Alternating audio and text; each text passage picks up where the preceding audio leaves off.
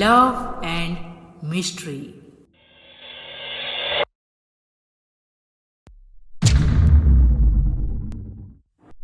पापा पापा पापा दरवाजा खोलो, पापा मैं इसके अंदर हूँ, पापा। ऐसे कई दिनों तक लतिका उसी के अंदर बैठे रोती रही, पर उसके पापा अब वहां पे क्यों आते भला? वो तो पूरे गांव में, जंगल में लतिका को ही ढूंढ रहे थे। जब मैं अलमीरा के अंदर बंद होकर रोती तड़पती रही, तब आप इस लड़की के साथ शादी के सपने देख रहे थे ना। आखिरी सांस तक मैं बस आपका इंतजार करती रही, पर आप नहीं आए और मेरे साथ धोखा करके हमेशा के लिए शहर चले गए थे और शादी करके घर भी बसा लिए। लतिका, तुम्हारे साथ इतना सब बीत गया और मुझे कुछ भी पता नहीं चला। मुझे माफ कर दो, जाने अनजाने में मुझसे बहुत बड़ी गलती हो गई। नहीं समीर जी, मैं आपसे नाराज नहीं हूँ, बिल्कुल नहीं। पर इतना बोलते ही प्रीति अचानक से वहां से कहीं गायब हो गई। समीर को कुछ समझ नहीं आया कि वहां उसके ठीक सामने बैठी हुई प्रीति कहाँ चली गई। समीर वहां से तुरंत ही उठ के प्रीति को ढूंढने बाहर जा ही रहा था कि तभी उसकी नजर पड़ी। प्रीति, प्रीति तुम वहां पे? प्रीति उसी कमरे के छत से लटकी हुई थी। इसी लड़की के वजह से तुम मुझे छोड़ के चले गए थे ना उस दिन। अगर ये नहीं आती फार्म हाउस में तो आज हम दोनों एक साथ होते। मैं इसे हरगिज नहीं छोड़ूंगी, हरगिज नहीं। लतिका प्लीज, प्रीति का कुछ मत बिगाड़ो, प्लीज जाने दो हमें। जाने दो? तुम यहाँ से अब और कहीं नहीं जा सकते। तुम बस मेरे हो और हम दोनों इसी फार्म हाउस में रहेंगे एक साथ। मैं तुम्हारी स्त्री बनूंगी। ठीक है, तुम जैसे चाहती हो मैं सब कुछ वैसे ही करूंगा, पर प्रीति को छोड़ दो। इस सब में इसका कोई कसूर नहीं। समीर के ऐसे दुखी होकर गिड़गिड़ाने पर लतिका की आत्मा प्रीति के शरीर छोड़ के चली जाती है।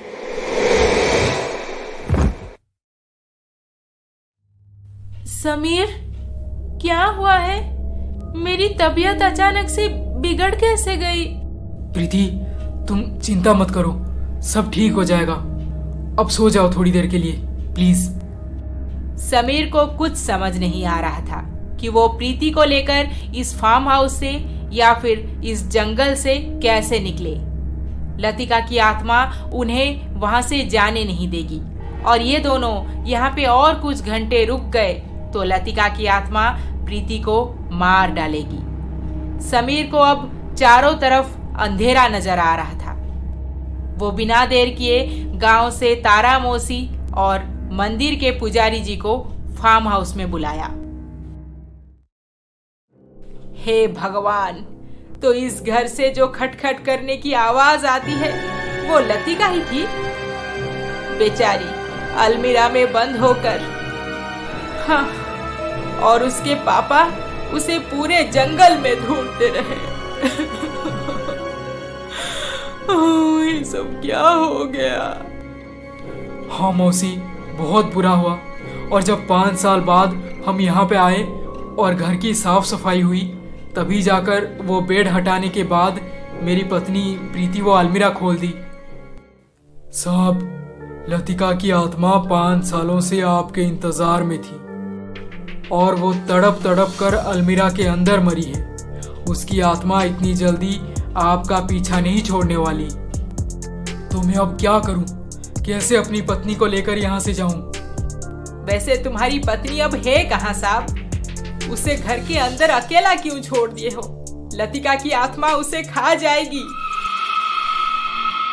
समीर ये सुनते ही दौड़कर फार्म हाउस के अंदर जाता है ताकि प्रीति को भी अपने साथ बाहर ले जाए, पर प्रीति वहां पे उसे मिलती ही नहीं। अब समीर को यकीन हो गया था कि अगर प्रीति कहीं भी ना मिले तो जरूर अलमीरा के अंदर बैठी होगी। वो सीधा अलमीरा खोलता है, पर प्रीति वहां भी नहीं होती। अलमीरा तो खाली है, फिर प्रीति कहाँ चली गई? तारा मौसी, तारा मौसी, प्रीति पूरे घर में कहीं भी नहीं है। जाओ बेटा, आसपास हर एक जगह अपनी पत्नी को ढूंढो। वो जरूर इसी फार्म हाउस के पास कहीं पर होगी। उसे लतिका की आत्मा कहीं ले गई होगी। समीर, तारा मौसी और पंडित जी तीनों मिलके फार्म हाउस के आसपास के इलाके में प्रीति को ढूंढते रहे, पर प्रीति कहीं नहीं मिली। पूरा दिन बीत गया, पर प्रीति का कुछ पता नहीं चला। फिर धीरे धीरे शाम हो गई। देखिए साहब जी, अंधेरा हो गया है। लतिका की आत्मा फिर से अब हावी हो जाएगी। हमें चले जाना चाहिए यहाँ से। अगर आप चाहते हैं तो हमारे साथ गांव चलिए। नहीं, मैं प्रीति को अकेला छोड़ के कहीं नहीं जा सकता। आप जाइए, हमारे साथ जो होना होगा वो मैं अकेले झेल लूंगा। बेटा, ये लो, ये मंत्र अपने पास रखो। जब भी प्रीति मुसीबत में हो या फिर उस लड़की की आत्मा को कैद करना चाहो, तब ये मंत्र पढ़ना।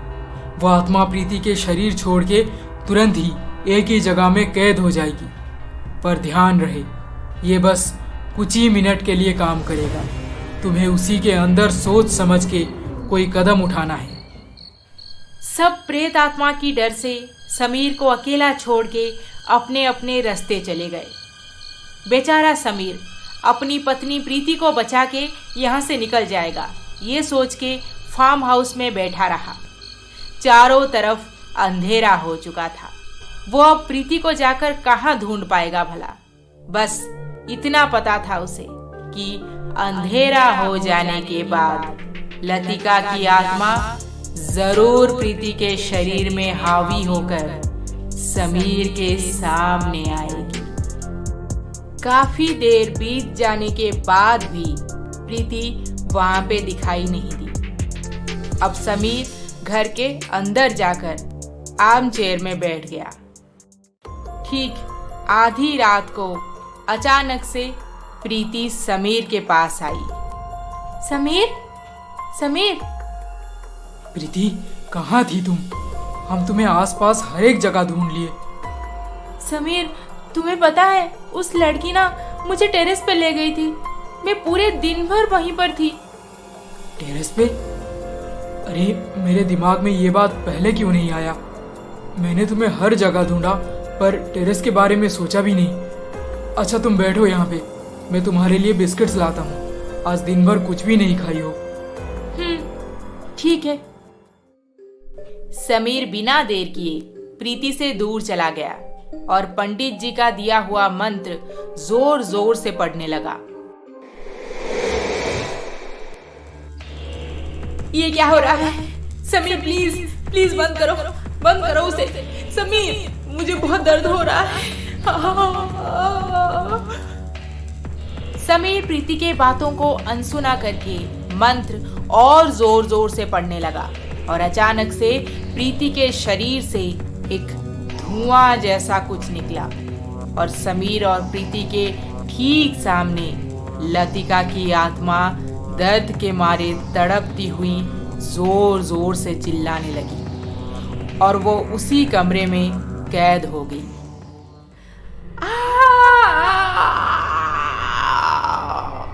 मैं किसी को नहीं छोड़ूंगी, मार डालूंगी सबको। समीर, तुम मेरे हो, मेरे। अब समीर प्रीति का हाथ पकड़कर उसे तुरंत फार्म हाउस से बाहर निकाल लाया और जैसे ही पहले से सोच रखा था, सबसे पहले उस अलमीरा में पेट्रोल छिड़क कर आग लगा दिया और फिर चारों तरफ पेट्रोल छिड़क के पूरे फार्म हाउस में आग लगा दिया।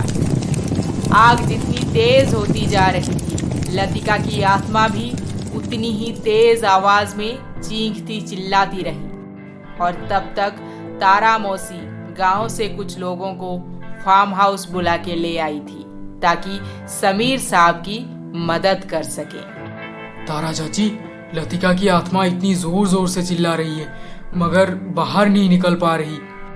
अब उसका शरीर जल जाने के बाद सब ठीक हो जाएगा। हाँ, लतिका की आत्मा को अब मुक्ति मिल जाएगी। वो फिर कभी नजर नहीं आएगी और ना ही किसी को कभी परेशान करेगी। देखते ही देखते 1 घंटे में पूरा फार्म हाउस जल के राख हो गया। अब समीर एक लंबी सांस लेकर थोड़ा शांत हुआ। उफ, फाइनली हम जंगल से बाहर निकल आए।